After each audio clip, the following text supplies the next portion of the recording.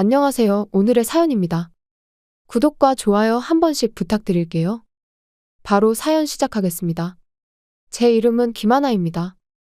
아직 솔로 생활을 만끽하고 있는 20대예요. 일도 하며 여유도 즐기는 삶을 살고 있어요. 하지만 지금의 삶을 살 수 있게 된 데는 이유가 있어요. 저에게는 3명의 여동생이 있어요.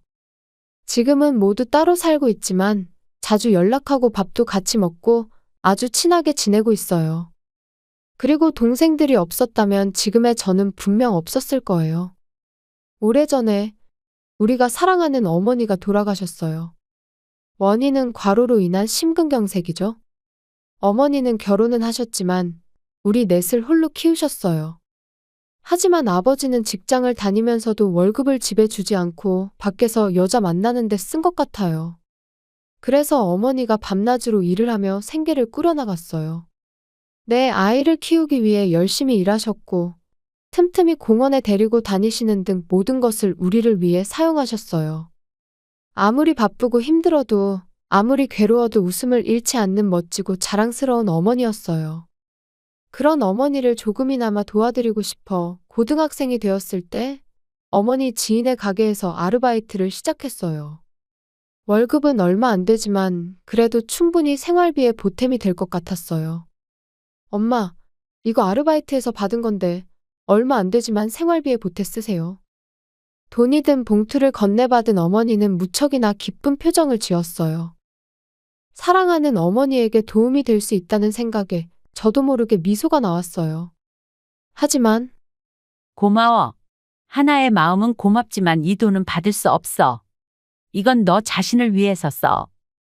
라는 뜻밖의 어머니 말씀이었어요.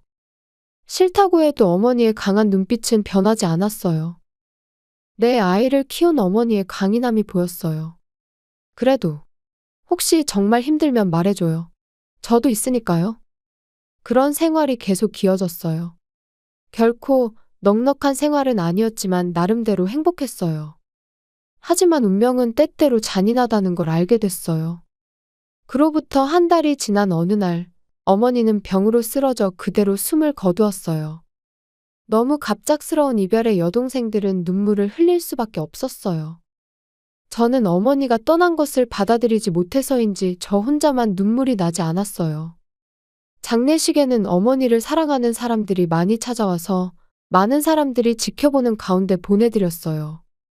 앞으로 우리 가족 5명 열심히 살아야지 라고 마음속으로 다짐했어요. 하지만 너무 일찍 배신을 당했어요. 바로 아버지가 사라져버린 거죠. 아침에 일어나서 식탁에 보니 쪽지가 있었어요. 건강하게 살아라. 힘들고 도움이 필요하면 할머니한테 가봐. 마치 남에게 전하는 듯한 글씨로 쓰여진 글귀였어요. 하지만 이것을 보고도 아무렇지 않았어요. 언젠가는 이렇게 될 거라고 생각했거든요. 아버지가 예전부터 다른 여자와 바람을 피우고 있었던 건 분명해요. 그리고 어머니가 돌아가시자마자 그 여자에게 간 것도. 동생들이 일어났을 때 저는 이 쪽지에 대해서 아무 말도 하지 않았어요. 쓸데없는 말을 해서 걱정시키고 싶지 않았거든요. 여느 때처럼 동생들을 학교에 보내고 그 길로 할머니를 찾아갔어요. 여긴 무슨 일로 왔어? 저기, 부탁이 있어서 왔어요. 친할머니는 제가 어렸을 때 한 번 만난 적이 있어요. 돈을 좋아하고 아이는 싫어하세요. 처음 만났을 때 저를 향한 그 차가운 눈빛과 무시하는 말들은 시간이 지난 지금도 꿈에 나올 정도예요. 할머니는 어머니에게도 쌀쌀맞게 대했어요. 그것은 저와는 비교할 수 없을 정도였죠. 어머니에 대한 폭언은 아직 어린 저조차도 얼마나 심한 것인지 알 수 있을 정도였어요. 그 이후로 어머니는 할머니를 만나지 못했고 저도 어머니와 마찬가지로 할머니를 만나지 못했어요. 그런 할머니를 다시 만나게 될 줄은 몰랐어요. 너 얼굴만 봐도 구역질 난다. 당장에 사라져. 아, 가기 전에 돈은 주고 가. 내 시간을 낭비했으니까 싸게 계산해서 5만 원만 받을게. 정말 이런 사람에게 부탁해야 하는 걸까? 하지만 이건 우리의 미래가 걸려있는 일이었죠. 할머니의 막말을 견디며 지금의 상황을 알려주기 위해 아버지의 쪽지를 보여주자 할머니는 그 종이를 찢어버리고선 저를 향해. 이런 귀찮은 일을 나보고 하라고. 너가 제주껏 동생들 키워. 동생들은 아직 학생이에요. 저도 앞으로 어떻게 살아가야 할지 모르겠고. 제발 부탁이에요. 여기서 같이 살면 안 될까요? 집안일은 제가 할게요. 생활비도 보탤게요. 여러 번 말하게 하지 마. 너희들 뒷바라지 따위를 내가 왜 해? 조금이라도 희망을 가졌던 제가 잘못이었어요. 눈앞에 벌어진 현실을 받아들이지 못해 그저 멍하니 서 있었어요. 할머니는 그런 저를 악마 같은 미소를 지으며 바라봤어요. 허탈감에 휩싸여 집으로 돌아가자. 언니, 어서 와. 막내야, 학교는 어쩌고 집에 있어? 남자애들이 엄마 없는 애라고 놀려서 그만하라고 때렸더니 선생님께서 화내셨어. 그래서 열받아서 집에 왔어. 막내 동생은 어렸을 때부터 활발해서 동네 남자아이들보다 더 남자 같다는 말을 많이 들었어요. 우리 자매 중 가장 성질이 급하고 화가 나면 가장 무섭죠. 화난 거는 이해하는데 그렇다고 때리는 건 절대 안 돼. 그러니까 선생님이 화를 내시는 거잖아. 지금 당장 학교에 가서 사과하자. 언니도 같이 가. 내가 먼저 잘못한 게 아니야. 남자애들이 먼저 엄마 없다고 놀려서 그런 거잖아. 그래도 안 돼. 엄마도 너가 친구들 때렸다는 걸 알면 슬퍼하실 텐데? 그렇게 말하자 고개를 숙이고 아무 말도 하지 않았어요. 함께 학교에 가서 같은 반 아이들에게 함께 미안하다고 하고 그 아이들도 놀린 것에 대해 사과했어요. 그대로 막내 동생을 학교에 두고 아파트로 향하는 길에 앞으로의 일이 걱정돼서 자연스럽게 눈물이 났어요. 앞으로 이런 일이 계속 있겠지. 나 혼자서 동생들을 키울 수 있을까? 다음 날부터 여동생들을 키우는 생활이 시작됐어요. 저는 집에서 가까운 곳에 있는 공장에서 아르바이트하게 되었어요. 면접 때 직원으로 일할 것을 권유받았지만 여동생들을 돌봐야 하는 상황이라 시간적 여유가 있는 아르바이트를 선택했어요. 공장 근무는 시급이 높은 야간 근무만 하기로 했어요. 익숙하지 않은 업무와 야근으로 피곤한 나날이 이어졌지만 생계를 위해 어쩔 수 없는 선택이었어요. 월급은 모두 생활비로 썼어요. 하지만 그것만으로는 네 사람의 생활이 힘들어 낮에도 편의점에서 아르바이트도 하기로 했어요. 투잡을 하면서 생활에 조금 여유가 생겼지만 그래도 빠듯했어요. 생활비는 공장 월급으로 충당하고 아파트 월세와 기타 지출은 편의점 월급으로 충당했죠. 물론 제 시간 따위는 없었지만 동생들이 웃으며 살 수만 있다면 괜찮았어요. 앞으로 중학교, 고등학교, 대학교로 진학하는 동생들을 위해서 몸살이지 않고 일하기로 결심했죠. 동생들은 저처럼 힘들게 살지 않도록 늘 곁에서 우리를 위해 주셨던 어머니처럼 이제는 제가 동생들을 위해 희생하는 거죠. 다행히 동생들의 학비는 어머니의 유산으로 해결됐어요. 어쩌면 어머니는 이렇게 될 것을 예상하고 우리에게 유산을 남겨주셨는지도 모르겠어요. 유서에는 모든 재산은 딸들에게 준다고 적혀 있었거든요. 몇 년이 지나고 동생들은 모두 무사히 고등학교를 졸업하고 3명 모두 대학에 진학했어요. 모두가 다른 지역으로 흩어져서 이제 저만의 시간을 가질 수 있게 되었어요. 나만의 시간이 있다는 게 이렇게 좋다니. 하는 생각과 함께 조금은 감상적으로 변해가고 있을 때였어요. 갑자기 초인종이 울렸어요. 아침부터 누구지? 오전 8시에 올 사람은 없었어요. 문을 살짝 열어보자 그 사이로 낯익은 얼굴이 보였어요. 오랜만이네. 왜인지 할머니의 얼굴을 보는 순간 그리움보다 그때의 배신감이 더 크게 느껴졌어요. 이런 곳에서 살고 있었다니 안타깝네. 아들이 너희들 어디에 사는지 기억하고 있더라고. 나 같으면 기억의 한 구석에도 남지 않았을 텐데. 우리를 버리고 집 나간 아버지. 이제 아버지에 대한 모습도 추억도 기억하고 싶지 않은 과거라 이미 잊고 살고 있었는데 아빠는 지금 어딨어요? 버림받은 너희가 알아서 뭐하게. 할머니의 태도는 그때나 지금이나 달라진 게 없었어요.